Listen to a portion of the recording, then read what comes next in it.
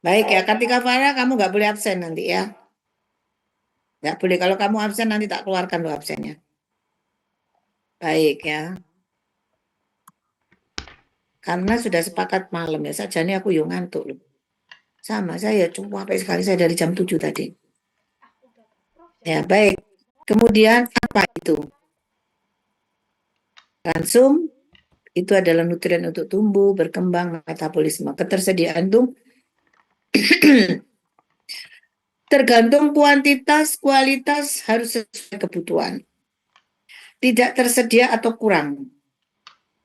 Menurunkan atau menghentikan metabolisme dan produktivitas. Sangat tergantung tingkat dan lama defisiensi. Kemudian suplementasi diperlukan untuk melengkapi kekurangan tersebut. Itu disebut dengan feed aditif dan feed suplemen. Itu beda. Apa feed aditif, apa feed suplemen, kapan itu dibutuhkan. Karena dia berbeda. Kita bicara feed aditif. Feed aditif itu adalah bahan atau beberapa bahan yang secara alami bukan merupakan bagian dari bahan baku pakan. Dia ditambahkan untuk mendapatkan efek tertentu. Pemberiannya adalah ad libitum. Unlimited. Kok unlimited? Apa kok terbatas itu? Terbatas itu unlimited ya? Unlimited. Contoh, enzim, hormon, zat berwarna, bahan-bahan buffer Roman. Fungsinya tergantung jenis, syarat aman, jumlah dibatasi. Mikroba itu juga merupakan feed aditif. Enzim itu digunakan sebagai dalam pakan itu nggak ada itu bahan pakan yang dari tumbuhan atau hewan, nggak ada itu enzim. Maka dia ditambahkan khusus tertentu dalam jumlah yang sedikit. Umumnya pakai miligram per kilogram bahan pakan atau ppm 4 per mili. Saking kecilnya. Baik. Bentonit itu perekat Anda pada waktu buat pelet itu bisa dipakai untuk perekat. Ya. Dia memperbaiki fisik pelet, warna dan tekstur. Nutriennya rendah. Tidak ada nutrisi itu. Tidak ada itu. Ya, seperti batu itu bentonit itu ya. Anu kerikil-kerikil tipis ya. Penggunaannya lebih kurang 2,5% flavoring agent. Memberikan aroma atau bau khas ransem. Dan dia dapat meningkatkan kualitas tetes 5%. Itu utamanya tetes itu untuk unggas itu 5% dan 8 sampai 15 ruminan. Tidak boleh banyak karena dia mengandung kalium yang tinggi. Enzim vitase. Ya semua enzim aja lah, vitase, selulase, silanase, lipase. Pokoknya sing ono ase-ase nih gue ya. Lignase, pokoknya ono ase-ase nih. Dia memecah ikatan vitat pada jagung, pada katul ya, karena dia mengikat fosfor. Nah, ini sangat dibutuhkan oleh unggas. Kenapa? Karena fosfor merupakan salah satu mineral makro yang dibutuhkan untuk apa? Pembentukan tulang. Maka diberilah tambahan enzim vitase supaya fosfornya itu bisa dikeluarkan dari asam vitatnya, ikatan asam vitat. Lanjut, antibiotik. Sebetulnya pemberian antibiotik itu boleh-boleh, tetapi tidak boleh berlebihan. Dia dibatasi. Mengapa antibiotik itu pemberiannya dibatasi? Siapa yang bisa jawab? Ayo. Antibiotik pada unggas itu dibatasi penggunaannya. Kenapa? Dwiki, kenapa Dwiki? Kenapa kamu pakai masker di rumah apa di jalan? Dwiki, kok pakai masker kamu di rumah? Apa? Apa? Nggak dengar saya. Lagi di luar, Prof. Oh, lagi di luar. Oke, Diki. Supaya kamu nanti bisa semakin enjoy di luar, tolong dijawab, kenapa antibiotika tidak boleh diberikan berlebihan pada unggas? Lu hilang. Lu, mari dikasih pertanyaan hilang. Ya, haula wala quwata. Dwiki. Lu hilang.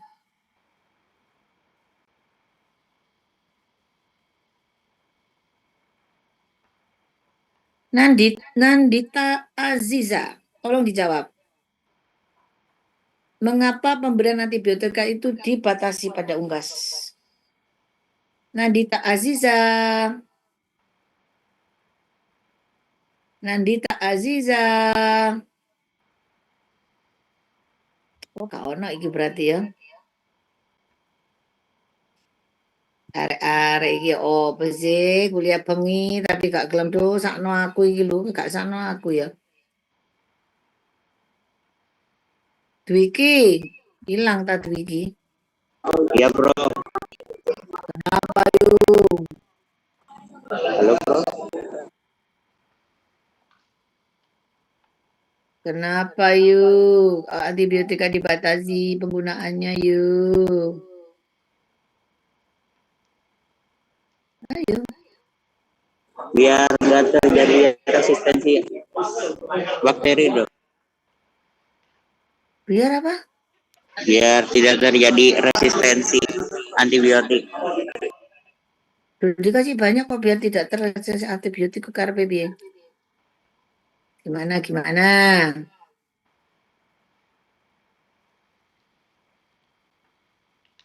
Biar tidak terjadi apa? Aku kok boleh gak ngerti. Maksudnya apa ini?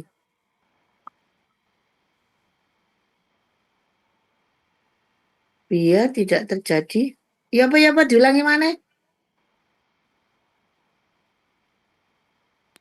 Biar tidak terjadi resistensi antibiotik. Oh gitu. Pada unggas itu ya. Ada yang lain bisa jawab?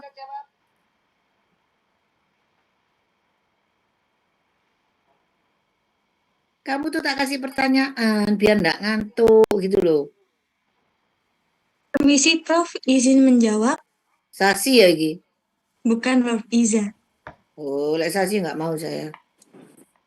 Karekku balik-balik suka menjawab dia. Rajin dia menjawab. Makanya saya nggak mau. Siapa Baik, sih? Prof. Oh, gak ketok. Iza Prof. Oke, Iza. Bisa jawab Iza. Menurut saya, Mm-mm. pembatasan antibiotik pada unggas Mm-mm.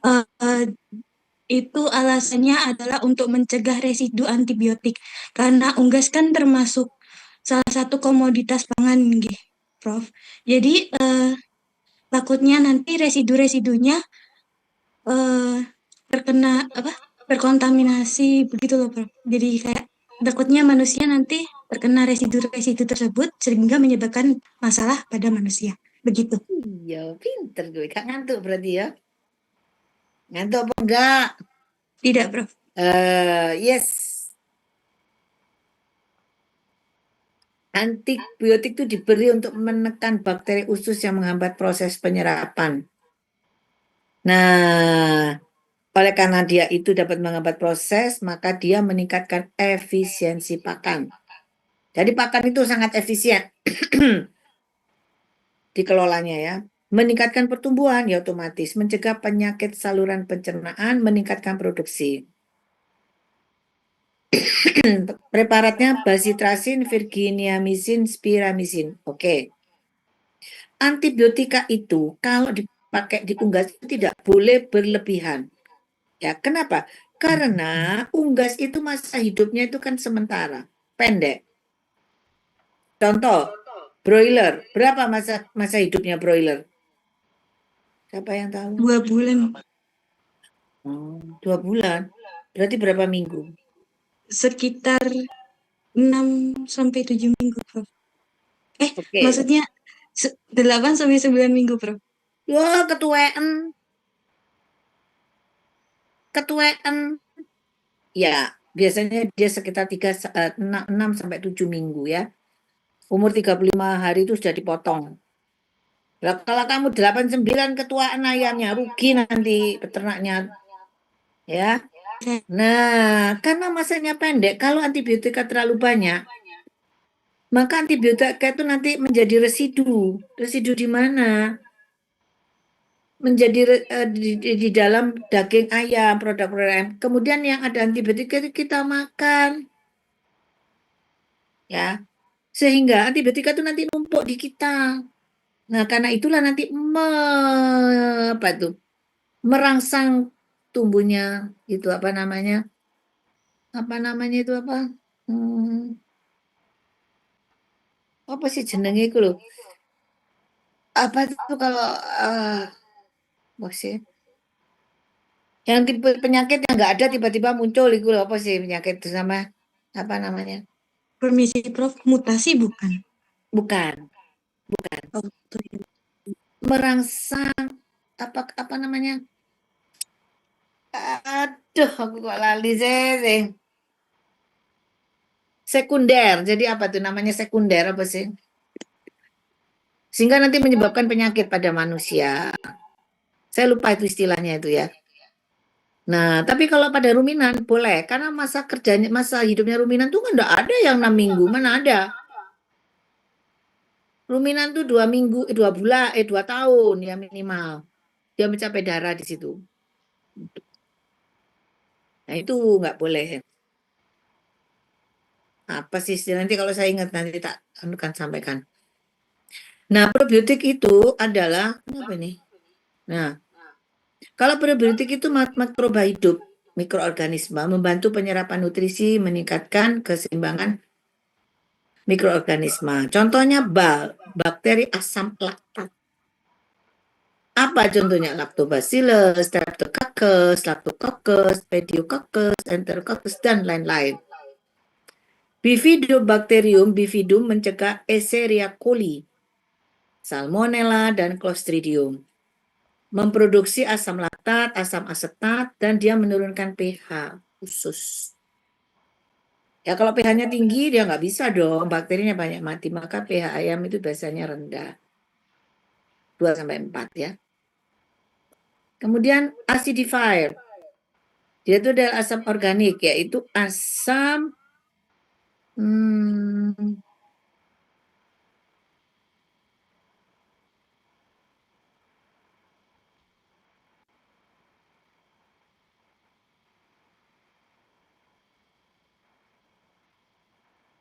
ya, asam karboksilat dan asam lemak itu menurunkan pH usus halus dan membunuh bakteri. Short chain fatty acid itu adalah asam formiat, asam asetat yang ditambahkan asam propionat dan asam butirat. Asam karboksilat itu ada asam laktat, asam malat, asam fumarat, asam startat, dan asam sitrat. Acidifier anorganik itu adalah asam fosfat, HCl, asam ini biasa ditambahkan dalam pakan. Ya, acidifier itu biasa ditambahkan ya. Untuk apa ya? Untuk meningkatkan kecernaan di dalam usus ayam. Kemudian mold inhibitor, asam propionat menghambat pertumbuhan jamur, terutama musim penghujan. Ya, itu asam propionat ditambahkan dalam pakan ya. Ini bisa dibeli kok. Ini tidak ada asam propionat yang sintetis ada. Toxic binder yaitu ada zeolite, hydrat sodium, kalsium aluminosilicate, HSCCAS atau serat dari kulit gandum. Fungsinya menekan atau menghilangkan pengaruh negatif racun jamur ya. Toksin binder ini ada mikotoksinnya itu ada itu sudah diteliti sama Prof. Irma tuh mikotoksinnya banyak sekali itu dia. Kemudian struktur zeolit berongga mampu menyerap molekul ukuran lebih kecil atau sama. Fungsi zeolit meningkatkan efisiensi nitrogen. mereduksi penyakit pada hewan ruminansia, mengontrol kelembapan dan kandungan amonia kotoran hewan. Nah, zeolit itu seperti batu ya. Zeolit itu seperti batu yang dia mampu membantu di dalam pencernaan. Ya. Kemudian dia juga meningkatkan nilai efisiensi nitrogen.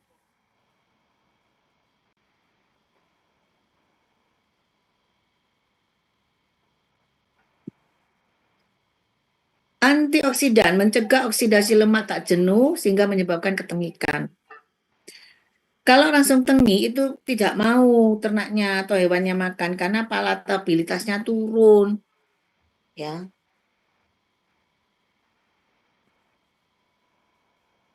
Menyebabkan kerusakan vitamin larut air, larut lemak.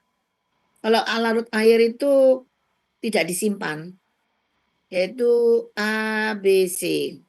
B, C. Kalau adek itu lemak. Contohnya antioksidan sudah pernah ya, butylated BHT, BHA, TBQ. Dan yang sintetis itu vitamin E. Koksidiostat,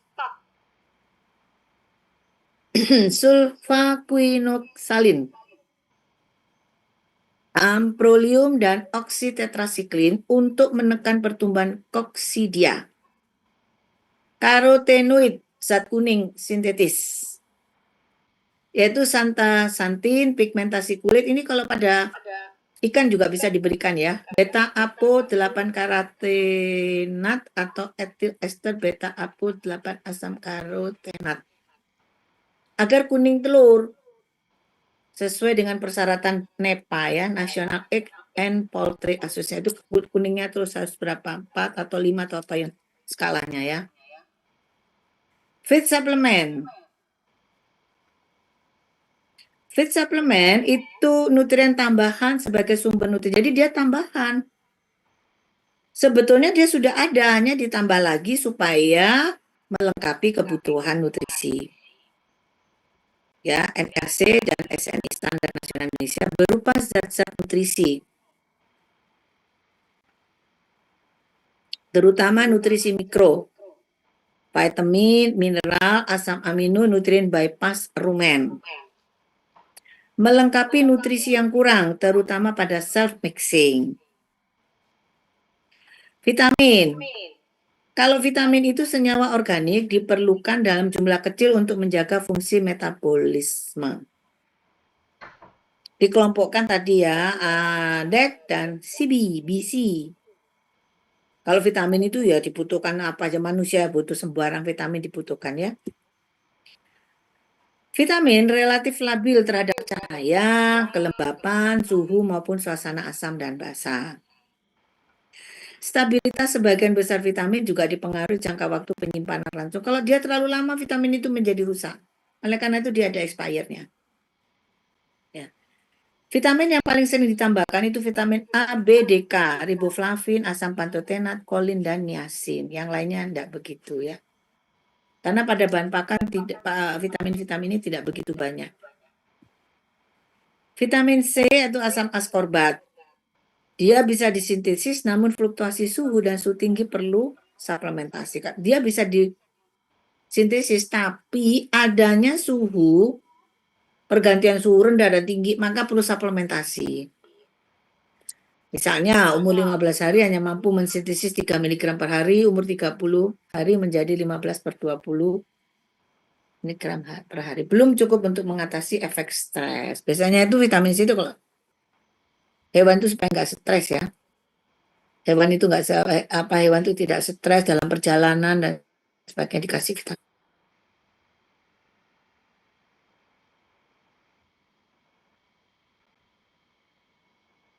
Terus juga mobilisasi kalsium dari tulang ke darah ya, D3 yang diperlukan.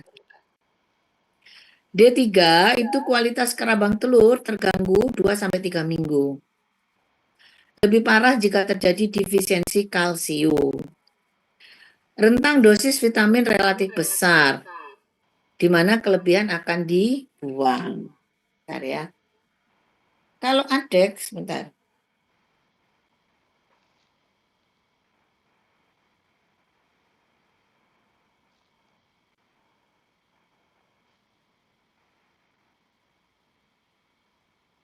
Bentar ya.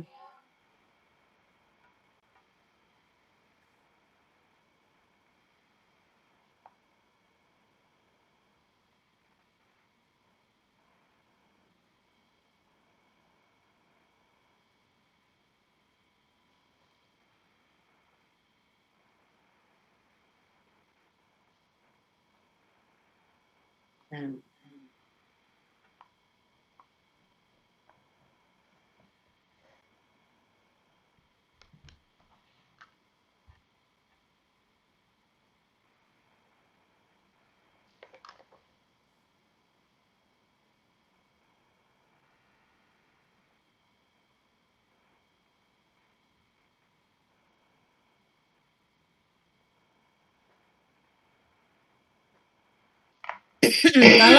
Kalau vitamin A dek berlebih dalam waktu lama mengganggu kerja hati, karena apa? Dia disimpan.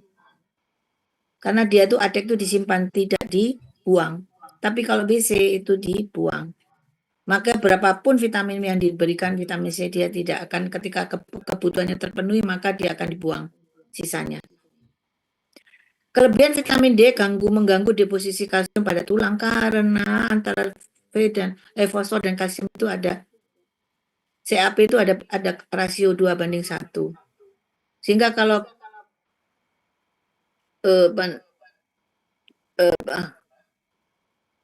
kalau nanti apa namanya kalsiumnya kalau vitamin D-nya lebih banyak, maka akan mempengaruhi kalsium dan sorry ini vitamin D ya, bukan fosfor. Yang berpengaruh itu 2:1 itu kalsium dan fosfor. Kalau vitamin D yang berlebihan juga mengganggu deposisi kalsium pada tulang. Mineral. Senyawa anorganik yang menyusun lebih kurang 4% tubuh ayam. Ayam tidak bisa mensintesis, ada hewan atau ternak yang mampu mensintesis, nggak ada.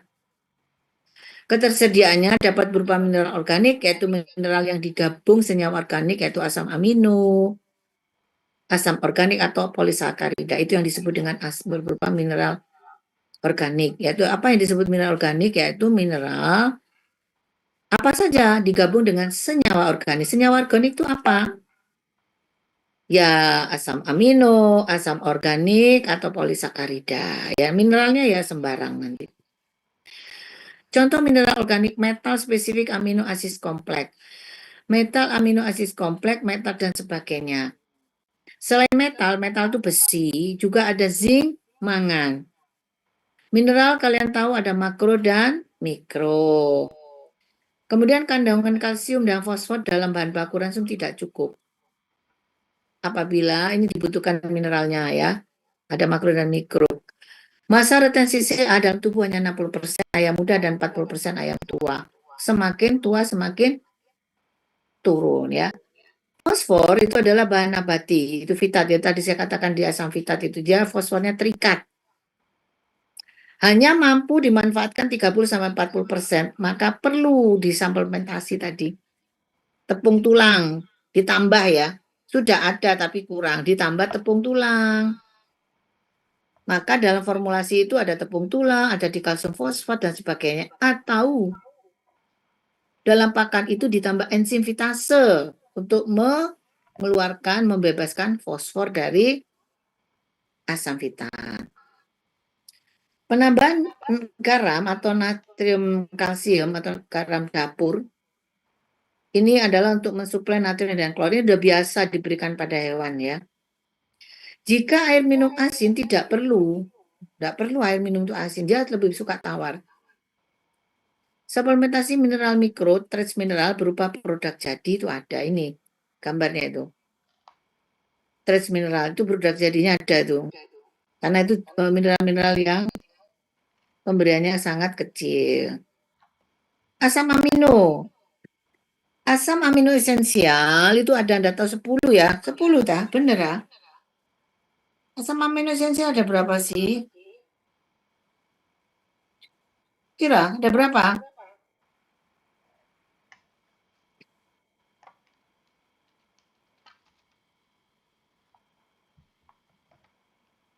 Asam amino ada berapa? Ada 9, Prof.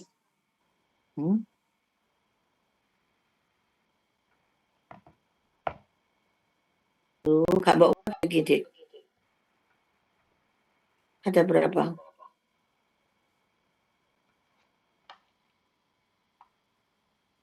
Ada berapa yang bisa? 10, Prof. Alhamdulillah, Kak ngantuk berarti ya. Jagung dan bungkil kedelai kadar asam amino terutama metionin itu kurang ideal. Ya, kurang ideal dia terutama jagung dan bungkil itu kadar aminonya terutama metionin itu kurang ideal, kurang bagus, kurang banyak. Nah, padahal metionin itu merupakan asam amino triptofan, asam amino esensial itu yang asam amino kritis itu treonin, lisin, metionin, triptofan, 4 asam amino kritis itu kalau kurang itu bahaya ya untuk metabolisme ternak. Kalau pada petelur itu berat telurnya kecil. Kalau protein itu kurang, maka dia bertelurnya kecil. Beratnya itu kalau ditimbang. Semua suplementasi kolin bisa menggantikan metionin meskipun terbatas. Sekarang kita bicara obat tradisional. Daun beluntas, apa yang tidak tahu daun luntas? Ya, dia mengandung stigmasterol sebagai antibakterial flavonoid. Dia ini ya, obat tradisional itu lebih kaya dengan zat aktif zat aktifnya. Ya, zat aktif itu zat yang kelebihannya itu karena zat aktif itu tidak dipunyai oleh pakan-pakan yang lain, yang punya cuma obat tradisional. Contohnya beluntas. Beluntas itu loh banyak diminum orang, bukan untuk ternak saja. Kalau kalian, mohon maaf ya, kalau ketiaknya bau, keringatnya bau, minumlah daun beluntas. Coba.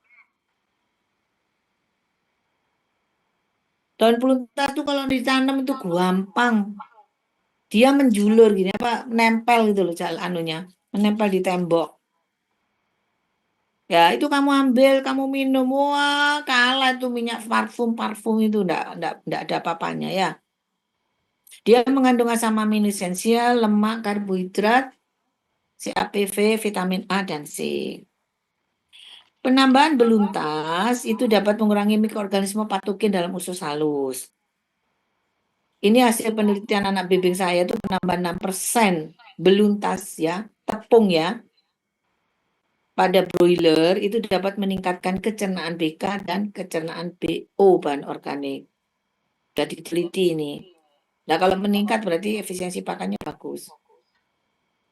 Temulawak, ini sama. Jamu-jamuan ini ya. Pemberiannya 2,5% mengandung kurkumin yang terkenal dari minyak sirih. Nah, ini menyebabkan pengosongan isi lambung. Jadi nafsu makan meningkat. Jadi kalau kamu tidak mau makan, kamu tuh nafsu makannya sulit, minum jamu itu temulawak. Ya, dia mempunyai kurkumin. Ya. Supaya kamu tuh meningkat nafsu makannya. Tapi orang yang banyak makan kayak saya, kalau minum temulawak, wah, tambah makannya banyak nanti saya. Ya, makanya saya hindari sekali kalau tidak penting. Nanti badan saya tambah besar, nanti repot saya nanti ya. Kunyit, nah ini juga sama, kurkuma domestica atau domestica val. Untuk meningkatkan produksi dan kualitas telur ini sangat penting kunyit ini ya, untuk membuat warna kuning pada telur. Ya, minyak sirihnya antibakteri Staphylococcus streptococcus pseudomonas aeruginosa. Kurkumin itu bisa untuk mencegah atau membasmi bakteri, jadi dia berfungsi sebagai antibakteri. Desmetoxikurkumin, bidesmetoxikurkumin, tapi pahit. Kurkumin itu pahit, kuning gini, coba kalau diincip di lidah kita pahit. Ya, pahit. Makanya kalau minum sama ini kadang sama orang dikasih gula merah atau gula batu ya. Jangan kasih gula putih, nanti gula darah kita naik ya. Pakai gula aren itu aja. Dan lemak dia, tapi tidak banyak. Pakan yang mengandung 46,7% jagung kuning, warna kuning telur lebih gelap. Jadi kalau dia jagungnya itu mengandung 46,7%, dikasih jagung kuning, maka warna kuning telurnya itu lebih gelap. Daripada 23,3% jagung kuningnya. Nah, penambahan 1% tepung kunyit meningkatkan produksi telur. Penambahan 2% meningkatkan warna kuning telur. Jadi warnanya kuning. Kalau telur itu warnanya pucat, kalian mengatakan kata telurnya sakit, ayamnya sakit. Enggak, ya kurang pakannya ya. Mempunyai potensi seperti hijauan, klorofil dan xanthofil. Pemberian berlebihan warna putih telur kekuningan setelah kalau lebih itu nanti ekstraknya itu fesesnya itu berbau seperti kunyit. Terlalu banyak itu. Nah, sekarang pepaya, karika papaya. Anda pasti tahu ya. Pepaya itu kan daun dari pohon kates itu ya. Loh, ini daunnya tuh bagus. Buat urap-urap, oh enak sekali. Kemarin saya makan itu beli di Burudi. Enak sekali.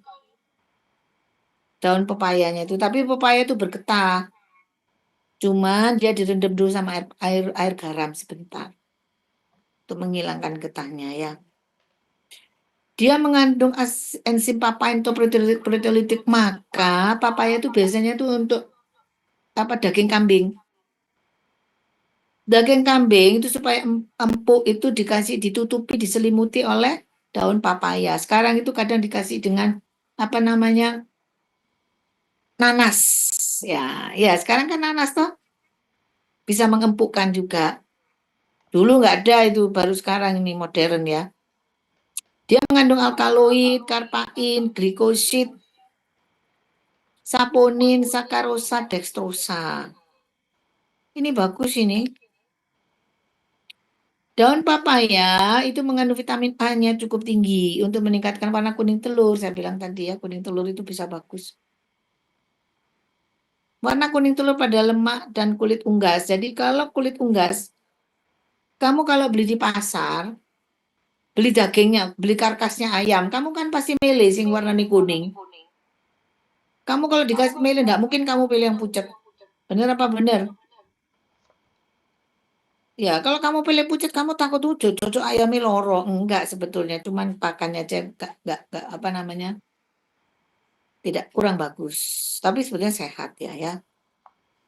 Kandungan vitamin itu biasanya itu satuannya IU, International Unit. 18.250 IU setara 10,95 mg beta karotin. Berfungsi sebagai provitamin A. Penambahan 2% tepung daun pepaya meningkatkan warna kuning telur tadi sudah ya. Oke. See you, selamat berlayar. Bagaimana berlayarnya Bu Dekan? Ya tidur, habis ini saya juga sudah ngantuk ini ya. Ngantuk saya. Oke ya, I think time is enough. Ada yang mau tanya? Saya tak siap dulu anunya Pak absennya. 83 mahasiswa yang hadir ya. Oke. Saya harus kemana ini ya? Oh, sebentar.